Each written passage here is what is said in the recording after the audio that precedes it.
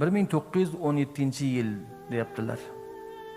Ingliz generallaridan biri Stanley Moot degan bir general Iroq mintaqalaridan bir mintaqaga kirib keldi askarlar bilan. Birinchi duch kelgan odam cho'pon bo'ldi.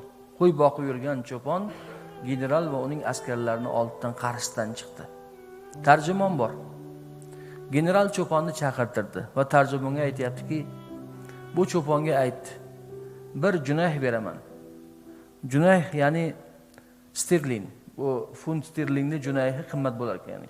Angliyani junayhi o'sha mahalda bir junayhga yarimta qo'y berishar ekanda, qimmatbaho vazni bor ekan.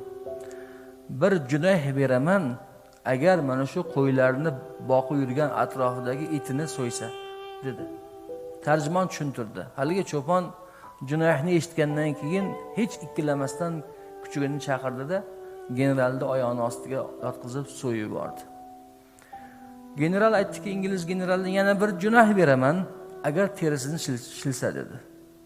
Cho'pon hech taraddud qilmasdan terisini ham shildi. Shunda general yana aytdiki, tarjimonga ayt bunga, yana 3-junayhni ham beraman, agar itning go'shtlarini mayda-mayda qilib bo'laklarga bo'lib bersa. Cho'pon xuddi shunday qildi. Shundan keyin haligi ingliz generali 3 junayhni cho'ponga berdi-da, qaytib keta boshladi askarlar tomonga. Cho'pon va uning yordamchisi generalni orqasidan dodlagancha yugurishdi.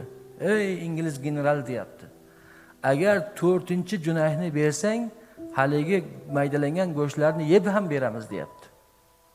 Shunda general Stanley Moot aytdiki, yo'q, menga buni kerak yo'q. Men bilishim kerak bo'lgan narsani bilib oldim. Sizlarning tabiatlaringni bildim, nafslaringni bildim.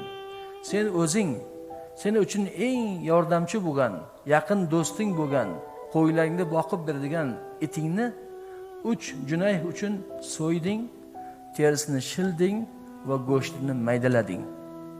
Bo'ldi, men shuni istadim. Endi qolganini yeysanmi, yemaysanmi, seni ixtiyoring o'zingga.